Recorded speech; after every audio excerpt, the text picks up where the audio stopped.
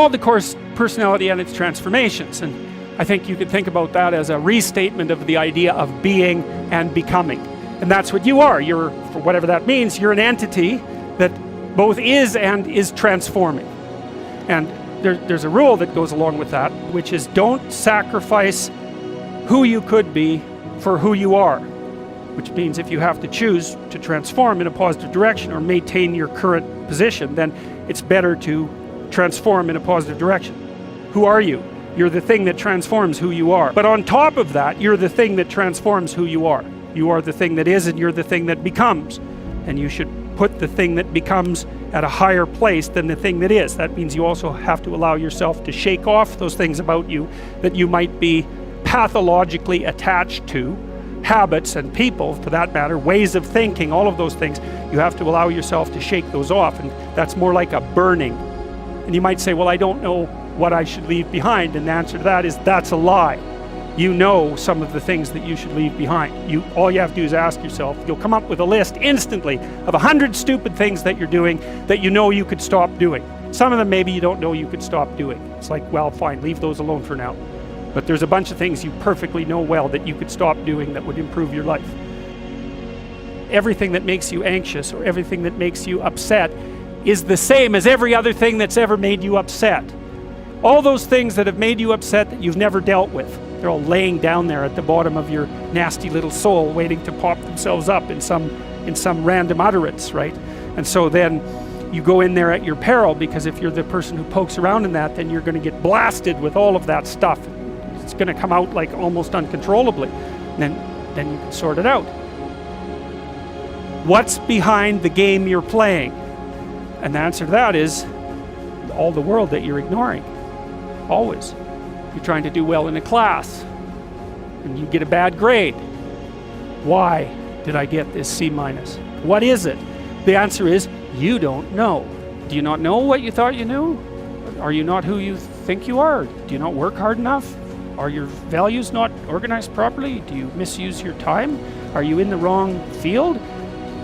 Is the way you're construing your life completely inappropriate? Are you acting out what your parents wanted you to do and you're pissed off about it, so you're only running at 40% to spite them, despite the fact that they're paying $25,000 a year for your education?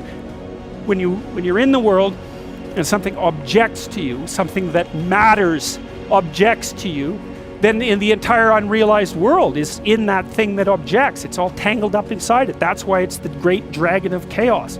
It's everything that's outside of your conceptual structure. And what is that? It's everything that lurks outside of your walled city. Well, you get your C- and you don't do anything about it. Maybe you're a little bitter and more resentful, and your study habits get a little worse. So the next time you get like a D+, and then you collect a bunch of Fs, and then you stop going to school, and then you stop showering. Right? Then you end up jumping off the bridge. And so that's how the dragon eats you when you don't pay attention to it. And so it's no bloody wonder that people avoid, you know. It's really no wonder that they avoid, because error messages contain within them the implicit world. Now the upside of that is, well, they contain within them the implicit world. And the world isn't all negative. The C- can be the best gift you ever had, and that's the gold that the dragon hoards. Right? That's exactly what that means.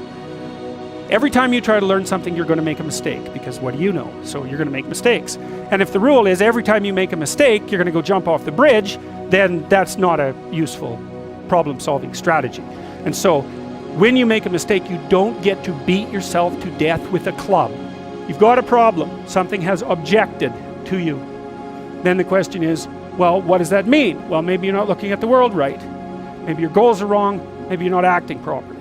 It's okay. So the question that arises when an obstacle emerges is, which part of this structure needs attention? And the first answer can't be all of it. Right? Because there's a piece that's broken somewhere, and then you might think, well, let's assume it's a little piece to begin with. That's the right mechanism. Watch the people around you like a hawk. Whenever they do something that you think is good, you tell them. Try to do something good. And creep right back into their persona. And they'll look around and see if anyone noticed. And sometimes they'll get punished for it, and then, well, then they won't do it again, so don't do that.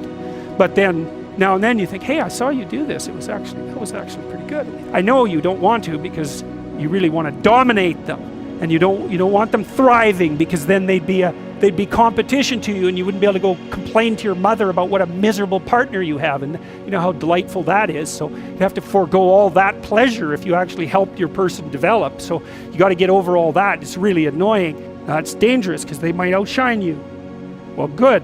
Then you have someone to compare yourself to. That'd be a good deal. It's really rough with kids, you know, because parents will stop their children from succeeding beyond them. They get jealous, and then they'll put them down, and then they have kids that do not like them, and they'll pay for it. If you aren't suffering from self-imposed misery, and you're only suffering from inescapable misery, maybe you could handle that, and you know, you could survive, you could bear it, and even maybe without becoming irredeemably corrupt. So the goal would be, well, yeah, life is a rat's nest of miseries, and maybe it has no ultimate meaning. We could say that if we're feeling particularly pessimistic, but it still leaves one question open, which is, if you didn't do everything you could to make it worse, how good could you make it be? And the least answer is, well, it could be tragedy, but maybe not hell. That's the most pessimistic proper statement. The worst case outcome in the worst of all possible worlds is that your life could be tragic, but not hell. You're at your mother's deathbed, and all you and all your idiot siblings are arguing. Well, that's the difference between tragedy and hell.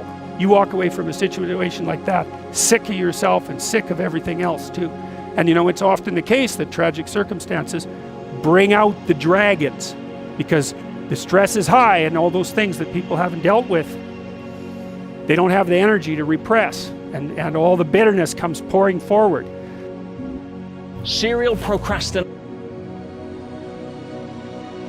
is something that affects 80% of the population. Even high-performing, intelligent individuals suffer from it. But what's it all about? Well, contrary to popular belief, it's not down to labor. If you were all gathered around the bed of someone close who was dying, could you manage it? And if the answer is no, it's like, well, put your life together, because it's going to happen. And you should be the person who's there that can do it, and do it properly. And then maybe you'd find that it isn't the sort of thing that will undermine your faith in life itself. You don't want to be the thing that clings so desperately to the raft that you can't let go when someone comes to rescue you, right? You don't want to be that. So then you think, well, exactly what are you? You're not the chaos, you're not the plan. Maybe you're the thing that confronts the obstacle. And then when you know even further that the obstacle is not only an obstacle, but opportunity itself, are you so sure that this is a problem? Is that the only way that you can look at it? Or is it an opportunity? And maybe you're in the order, and maybe you're in the chaos, but those can flip on you. And maybe you shouldn't be in either of those places. Maybe you should be right in the middle. That's when you go down, you see, when you're down in chaos and you don't know what the hell's going on, you have to rediscover the values that have oriented people forever. That's what you have to discover. So for example, when I'm dealing with people who have post-traumatic stress disorder, and they've usually encountered someone malevolent, they have to relearn the description of good and evil. Because if they don't, they have no framework. They're lost. They think, well, there's malevolence afoot in the world, because the only thing that a monster won't mess with is another monster. And you might say, well, I don't want to transform myself into a monster. It's like, you don't have a choice. You can either be a pathetic monster, or you can be a monster with some power. Those are your options. There's no non-monster alternative, weak or strong. And I don't mean strong like dominating tyrant strength. That isn't what I mean at all. I mean strength like functioning at a funeral strength. And that's a kind of monstrosity. And when you're down in chaos, that's what you have to rediscover. You want to be safe? Forget that. That's not in the cards. You're not going to be safe. Well, then you have to be meta-safe. And that's way better, because then you're not safe, but you know how to cope with danger. Well, fine. That solves the problem. And maybe it's even a better solution, because if you're safe, then you just have to stay in your burrow. But if you can confront danger, then you can go wherever you want, and you can have an adventure. And maybe that's what you need to do, is to go out and have an adventure. So you don't even want safety, because how exciting is that? Let's say we made you perfectly safe. All that you had to do was eat cakes and worry yourself with the continuation of the species. Well, what would you do? You'd smash it all down as soon as you possibly could, just so you had something interesting and challenging to do. So you don't want safety. You want to be able to cope with danger. That's a whole different thing. You don't get to be safe ever again. Well, so what happens? You get to be stronger. Well, hey, turns out that's a better bargain anyways.